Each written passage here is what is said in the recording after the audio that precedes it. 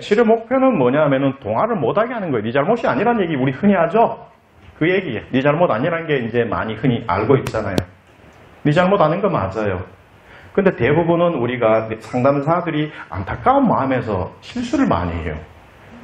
이제 준마 상담을 많이 하죠. 왜 그때 위험하게 또 좀 신경 쓰고 하지? 왜 밤에 또 늦게까지 또 놀다가 술 마시고 또 택시를 왜 탔어? 이렇게 하면 사람 죽여요. 보세요. 술 마시고 택시 탔다고 해서 성폭행 당하는 거 아니에요. 요즘은 또 다행히 카카오 택시 있잖아요. 이게 참 잘 나오는 것 같은데. 동화를 억제하고 또 과도한 아까 과도한 수용이 있었잖아요. 과도한 수용도 안 좋아요. 그러니까 극단을 가면 안 돼요. 극단을. 사람을 남자들은 다 성폭행 이제 범죄자처럼 생각할 수 있다고. 남자에 대한 어떤 한번 깨진 실패 때문에. 과도한 거를 좀 중간으로 끌고 오는 게 필요하죠.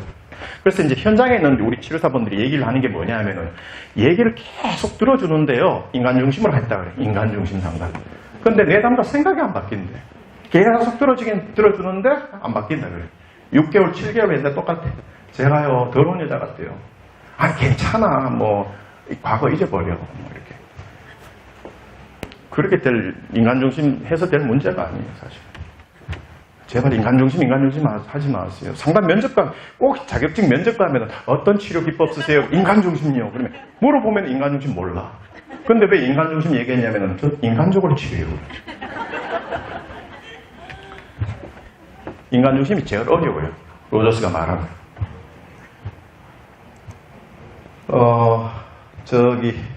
학지사에 보면은 인지처리 치료, 성폭행 생존자를 위한 인지처리 치료 책이 있어요.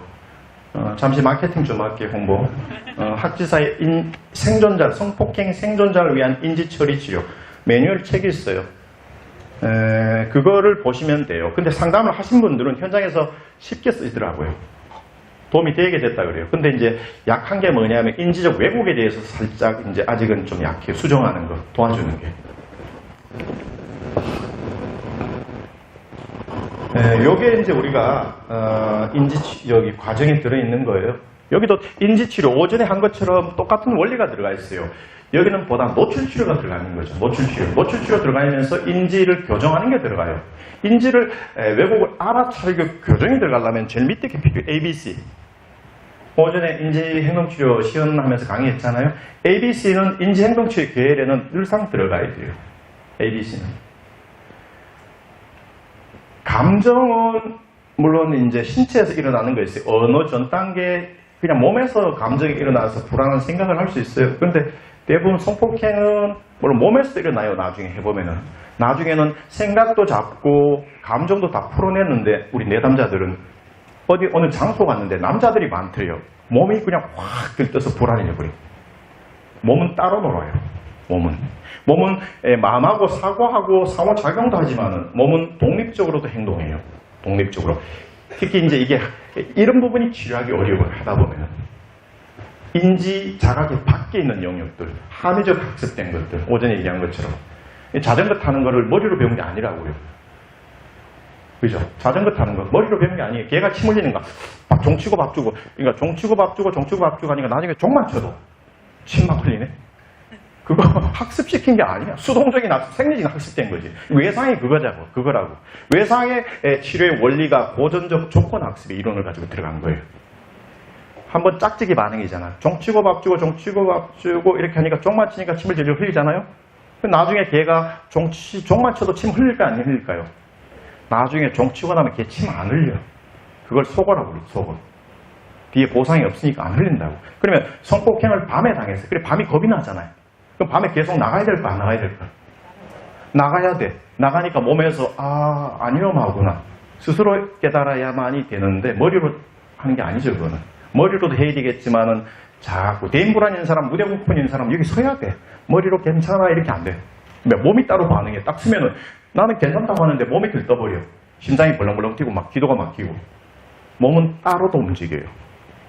그러니까 치료가 제일 어려운 데는 심리치료하다 보면은 몸에서 조건화된 신체 도식이 어렵다고 치료가 궁극적으로.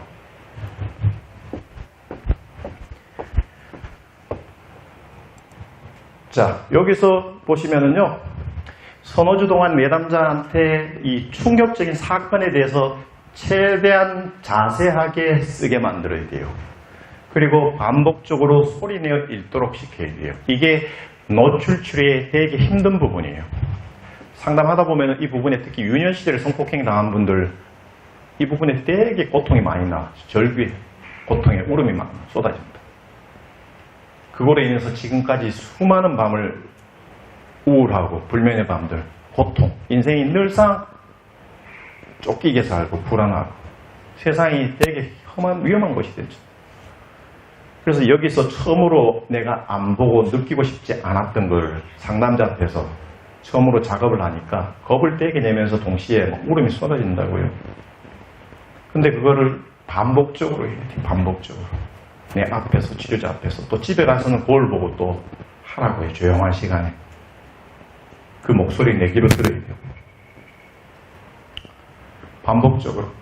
노출치료의 주된 기법인 글로기술하고 읽도록 함으로써 통제감이 약한 분들 있죠. 두려움이 큰 분들은 1차적으로 내가 내하고 작업 이전에 혼자 쓰는 것도 필요해요. 자기가 통제감을 갖고 있거든요. 내담자가 쓸 수 있는 만큼 자기가. 근데 내가 이제 치료자가 막 파고들고 이제 가면은 내담자가 또 통제권을 잃어버릴 수 있으니까.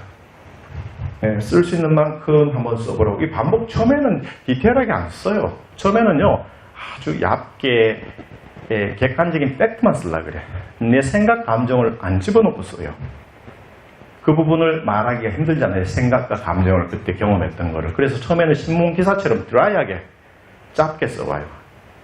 그런데 그렇게 쏘면은 더 자세하게 쓰게 만들고 회기에서 감정을 안 느끼는 것 같으면은 감정을 왜 안 느끼는지 역기능적인 사고도 물어보고 감정을 느끼도록 권유해야 돼요. 이게 구조화에 들어가요.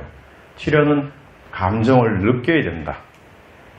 입으로 하는 건 치료가 아니잖아요. 주지하잖아요. 기술 한글을 통해 상담자, 내담자의 교착점을 찾아 수정한다. 이게 매뉴얼이 들어가요. 교착점이란 말은 두 가지예요.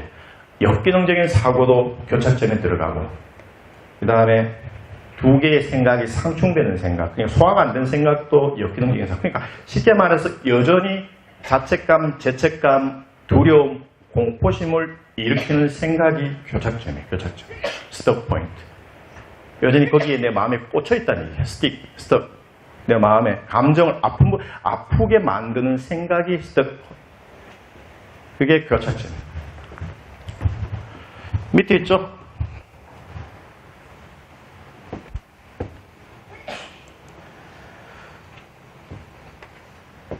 치료 과정의 구성, 요거는 이제 초기 작업이죠. 계속 교착점에 대한 설명도 1회기에 나와요. 핸드아웃도 줘요. 매뉴얼에 보면은. 그 다음에 노멀라이징도 많이 해야 돼요. 여자분들 PTSD 있으면은 노멀라이징 많이 하고 또 전 남자이기 때문에 지금 저한테 그 얘기하면서 어떤 기분이 드세요? 관계적인 질문도 많이 던져요. 제가 남자인데 얘기하시니까 어떠세요? 쌤 저를 또 더러운 여자로 볼 것 같아요. 어떠세요? 제가 더러운 여자로 볼 것 같으세요? 우리 누구를? 이렇게 관계적인 질문. 왜? 이 자기 거를 얘기하면서도 상담자가 내를 어떻게 볼까 되게 전전긍긍해요. 뭐 상담자 여자쌤도 마찬가지일 거라고. 이 여자 상담자가 나를 어떻게 볼까? 혹시나 나를 더러운 여자로 보지 않을까? 혹시 네 잘못이야? 네가 왜 갔어? 나를 비난하지 않을까? 내가 지금 막 플래시백 들고 해리 현상이 있으니 나를 미쳤다고 생각하지 않을까? 여러 가지의 어떤 염려, 걱정을 내 속에 가지고 있다는 얘기예요. 이런 거를 노멀라이징 해주기 위해서 PTSD에 대한 증상에 대한 설명도 필요하고 설명하면서 혹시 어떤 걸 경험했을까요? 정상화해주고.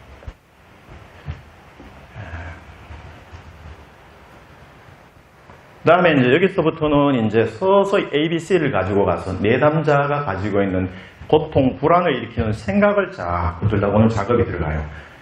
오전에 강의했듯이 ABC는 몇 회기를 할 수 있어요. 5회기, 6회기도 할 수 있어요. 내담자가 생각, 감정 구분 못하면. 많은 분들이 한 번만 달랑 하는 게 아니에요. 아예 이제 학교 다닐 때 그런 걸 안 가르치잖아. 그냥 인지치료 소개만 짧게 하고 하는 법은 모른다고 대부분. ABC는 몇 번을 해야 돼. 알 때까지. 생각, 감정 구분할 때까지. 그 다음에 자꾸 하다 보면은 주제가 나와. 주제가. 어떤 주제에서 내가 자꾸 똑같은 얘기를 하는지. 그 다음에 이제 서서히 도전하는 게 들어가요. 생각을 잘 이제 파악했으면은 이제는 도전하는 게 들어가는데 친절하게도 도전하는 질문의 리스트가 있어요. 1번부터 12번 쭉 들어가서 내 생각을 도전을 해보는 거죠. 인지행동치료, 인지치료는 전부, 인지처리치료는 낚시하는 법을 가르쳐요. 내담자가. 상담이 끝나더라도 스스로 불안할 때 어떤 생각하지? 스스로 자꾸 도전하고 수정하고 알아차리고